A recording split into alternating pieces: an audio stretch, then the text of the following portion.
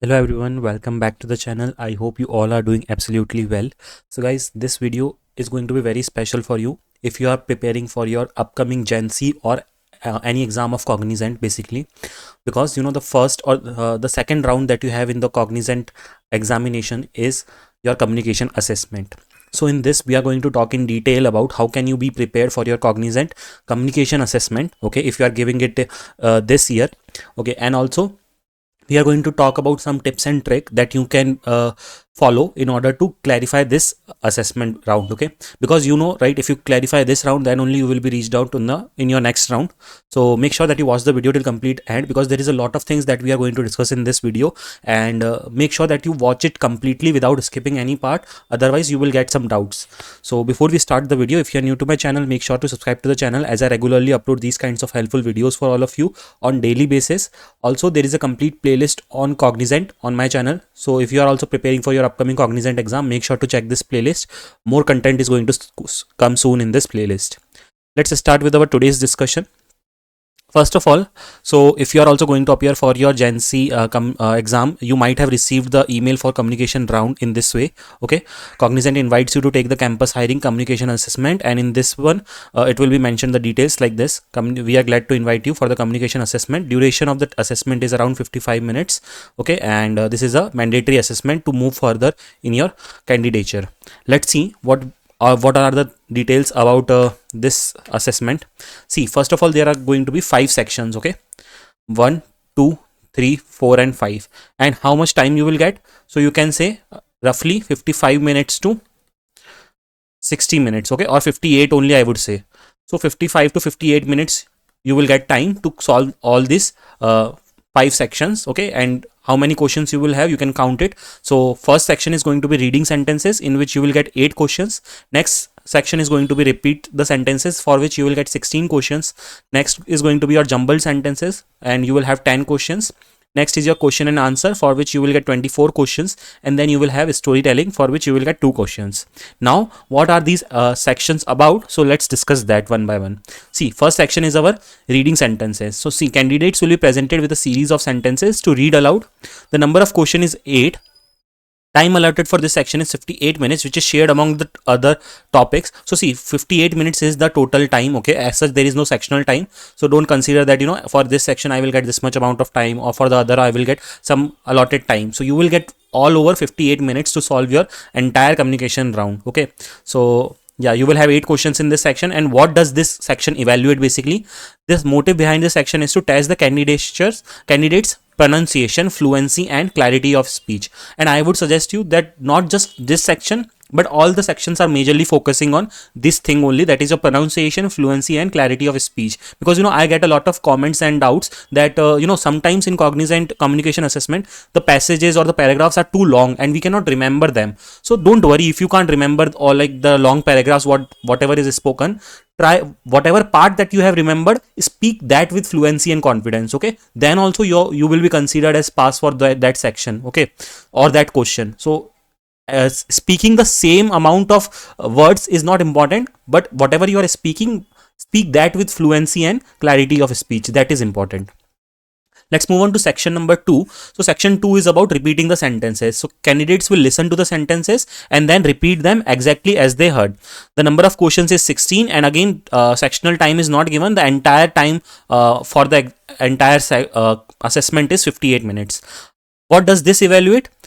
The motive behind this section is to test candidates' listening comprehension, memory and ability to reproduce spoken language accurately, okay. Let's move on to the next section, which is going to be your jumbled sentences.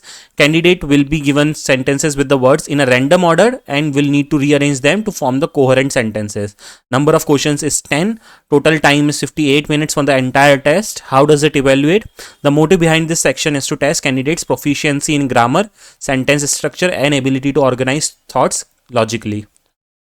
Let's see the fourth section that we have. The fourth section is repeating the sentences. Candidates will be asked to ask questions to which they must respond appropriately. See, now the previous section number 2 was different. Okay, so in that, the sentence which was given to you, you have to read the same sentence, but here you will be given a question and then you have to answer that. Okay, so just understand this is a different type of questions. So, and the number of these types of questions will be 24. And what does it evaluate? The motive behind this action is to test candidates' ability to understand questions and provide relevant and accurate answers. Okay, moving on to the next section, which is last section, which is storytelling. So in storytelling, you candidates will be given a prompt or a series of images and will need to create a story based on them. The number of questions is 2.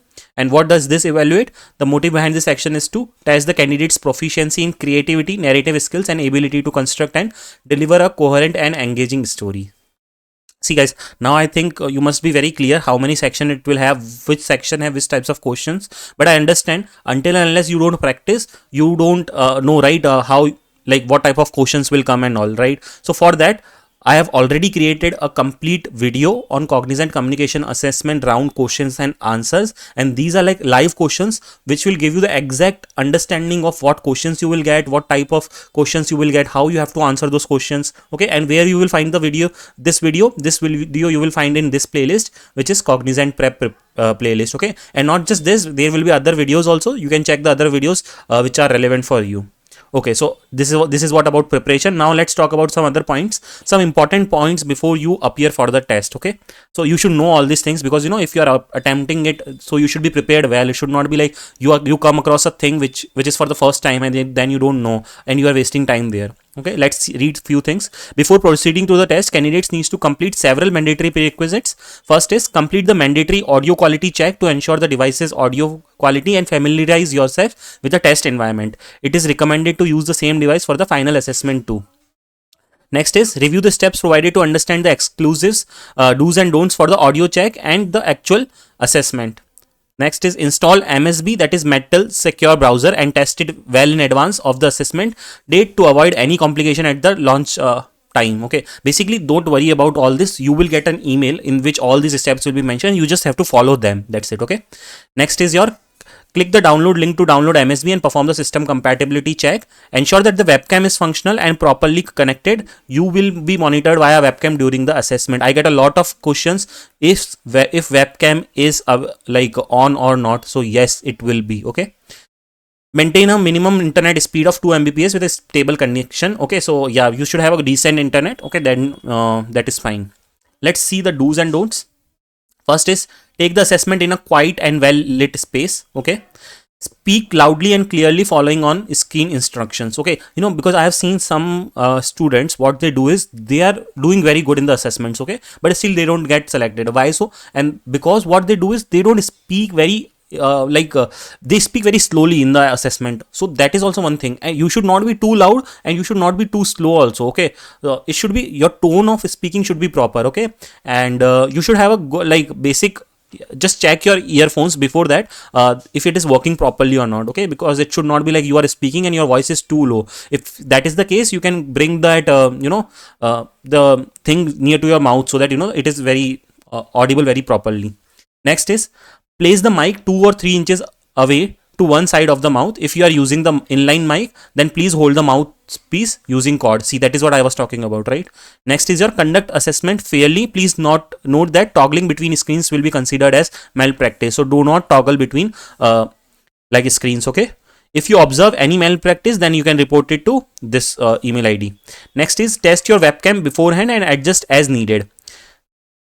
Next is adjust indoor lighting and camera angle to make sure your face is clearly visible at all times. The background should be plain. Avoid photos, pictures, curtains, clothes and decorations as a backdrop. Basically, see, in this one, camera or that is not a priority. Okay, if you are not even visible, that is fine, but try to sit in a place which is visible, like properly lit. There is a proper lighting there and there should not be some extra stuff. Okay, that should be like basic thing, right?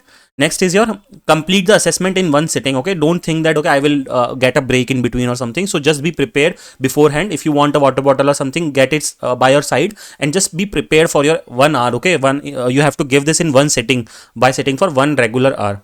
Next is what you should not do while giving this exam. Okay, sit in a location with any background noise or echo. So you should not be choosing a space where there is a lot of extra noise. Next is have a third person during the test to avoid being reported under malpractice. So you should not let anyone sit beside you to help you or something. That is not allowed. Next is use the computer mic or touch the headphone mic while answering questions. You should not again and again touch the mic. Okay, if you are keeping it near your mouth, that is fine, but you should not move it away or bring it near. You should sit in a constant manner. Okay. Next is change the mic position and setting the volumes control while speaking. Okay, so as I mentioned, during the exam, don't make any changes. Whatever your focus should be only on attempting those questions. Do not click F5 or try to refresh the screen. Doing this will auto submit and end the assessment. Okay, so once you are in the assessment, don't toggle, don't refresh, don't click on F5, nothing. Next is do not click on print screen or try to copy the content while the assessment is in progress. Okay, basically don't try to do any type of malpractice. That is the only main point here.